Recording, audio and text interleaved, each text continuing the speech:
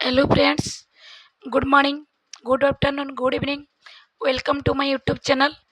ମୁଁ ପ୍ରଭାତୀ ଆଜି ଜୀବିକା ମିଶନ ଓ ମିଶନ ଶକ୍ତି ଇସିମାନଙ୍କୁ ସ୍ଥାୟୀ ନିଯୁକ୍ତି ସହ 6 ଦଫା ଦାବି ନେଇ ନିଖିଳ ଓଡ଼ିଶା ଜୀବିକା ମିଶନ ଇସି ସଂଘ ପକ୍ଷରୁ ଲୁୟର ପିଏମଜିରେ ବିକ୍ଷୋଭ ପ୍ରଦର୍ଶନ 11/9/24ରେ ହୋଇଯାଇଛି। ସେଥିରେ ଥିବା 6 ଦଫା ଦାବି ସମ୍ପର୍କରେ ଏବଂ ସରକାରଙ୍କର ମନ୍ତବ୍ୟ କ'ଣ ଥିଲା ସେ ସମ୍ପର୍କରେ ସୂଚନା ଦେଉଛି।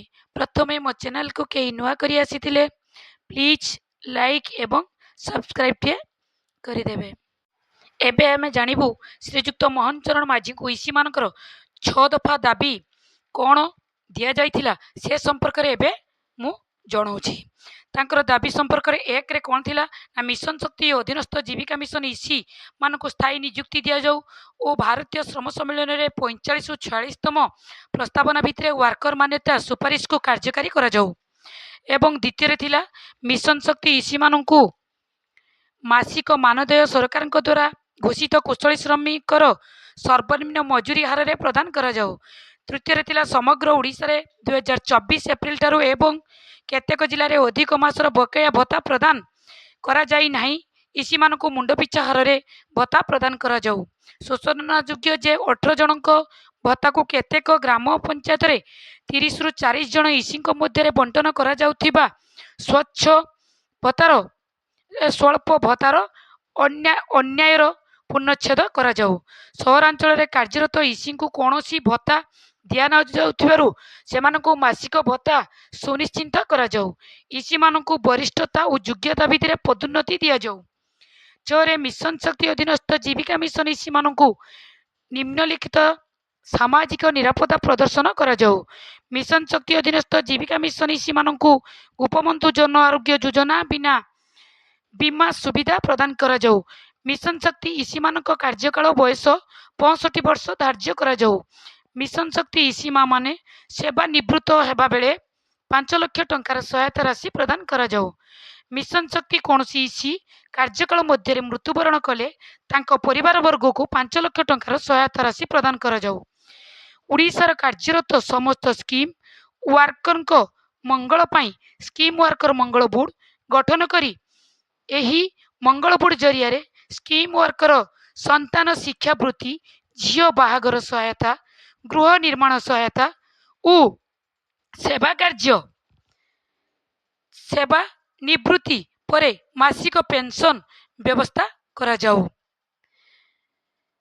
ଏବଂ ଏହା ଥିଲା ତାଙ୍କର 6 ଦଫା ଦାବି। ଜୀବିକା ମିଶନ ଅଧୀନରେ 12 ବର୍ଷରୁ ଅଧିକ ସମୟ ନିରବିଚ୍ଛିନ୍ନ କାର୍ଯ୍ୟ କରୁଥିବା ଲକ୍ଷାଧିକ ମହିଳା କାର୍ଯ୍ୟନିର୍ବାହୀ ସଦସ୍ୟ ବା ଇସିମାନଙ୍କୁ ଛଟେଇ କରିଯିବାର ପ୍ରତିବାଦରେ 6 ଦଫା ଦାବି ନେଇ ବୁଧବାର ନିଖିଳ ଓଡ଼ିଶା ଜୀବିକା ମିଶନ ଇସି ସଂଘ ପକ୍ଷରୁ ବିକ୍ଷୋଭ ପ୍ରଦର୍ଶନ ସହ ମିଶନ ଶକ୍ତି ବିଭାଗର ଅତିରିକ୍ତ ସଚିବ ସୌମିତ୍ରା ପଟ୍ଟନାୟକଙ୍କୁ ସ୍ମାରକ ପତ୍ର ପ୍ରଦାନ କରାଯାଇଛି।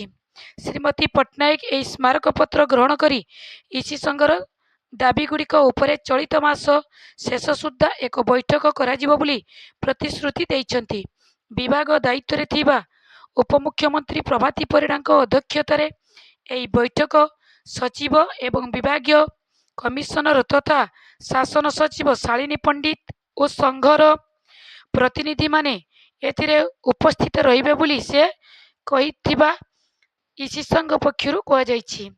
ଓଡ଼ିଶାରେ ଜୀବିକା ମିଶନ ଅଧୀନରେ 20 ବର୍ଷରୁ ଅଧିକ ସମୟ ଏବଂ ମିଶନ ଶକ୍ତି ଅଧୀନରେ 12 ବର୍ଷରୁ ଅଧିକ ସମୟ ନିରବିଚ୍ଛିନ୍ନ ସେବା ଯୋଗାଇ ଆସୁଥିବା ଲକ୍ଷାଧିକ ମହିଳା କାର୍ଯ୍ୟନିର୍ବାହୀ ସଦସ୍ୟ ଇସିଙ୍କୁ ରିଷ୍ଟ୍ରକ୍ଚରିଂ ନାମରେ ବାହାର କରିବା ବନ୍ଦ ସହ ଏହି ଲକ୍ଷାଧିକ ମହିଳା ସମ୍ମାନର ସହ ବଞ୍ଚିବା ପାଇଁ 6 ଦଫା ଦାବିରେ ବୁଧବାର ହଜାର ହଜାର ମହିଳା ନିଖିଳ ଓଡ଼ିଶା ଜୀବିକା ମିଶନ ଇସି ସଂଘ ଆହ୍ୱାନରେ ଓଡ଼ିଶା ବିଧାନସଭା ଘେରାଉ କରିଥିଲେ।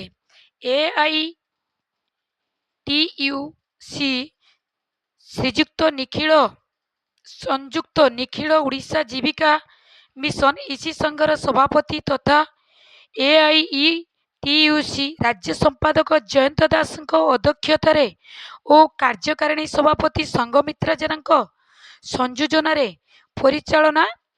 ପରିଚାଳିତ ସମାବେଶରେ ସଂଘ ସାଧାରଣ ସମ୍ପାଦକ ଜାନକୀଲତା ନାୟକ ଦାବିପତ୍ର ସମ୍ପର୍କରେ ସୂଚନା ଦେଇ ଐକ୍ୟବଦ୍ଧ ଆନ୍ଦୋଳନକୁ ଚଳାଇ ରଖିବା ପାଇଁ ଜୀବିକା ମିଶନ ଓ ମିଶନ ଶକ୍ତିର ଇସି ଭଉଣୀମାନଙ୍କୁ ଆହ୍ୱାନ ଦେଇଥିଲେ।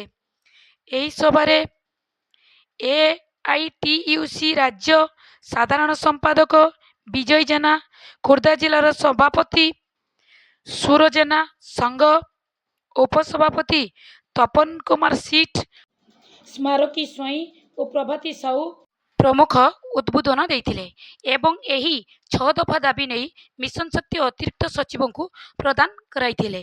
ଅତିରିକ୍ତ ସଚିବ ଉପମୁଖ୍ୟମନ୍ତ୍ରୀଙ୍କ ଅଧ୍ୟକ୍ଷତାରେ ବୈଠକ ହେବା ପରେ କ'ଣ ଡିସିସନ ନେବେ ବୋଲି ଜଣାଇଥିଲେ ଏବଂ 6 ଜଣ ରାଜ୍ୟ କମିଟିକୁ ରହିବା ପାଇଁ କହିଥିଲେ। କିନ୍ତୁ ଆଜି ସେ ସୁଭଦ୍ରା ଯୋଜନାକୁ ନେଇ ସମସ୍ତେ ବ୍ୟସ୍ତ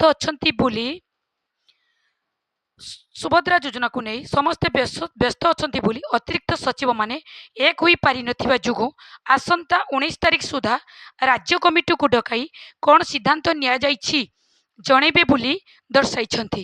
ଆଜି ପାଇଁ ଏତିକି। ପୁଣି ଦେଖା ହେବ ଆର ଭିଡ଼ିଓରେ। Thank you for watching and subscribe now.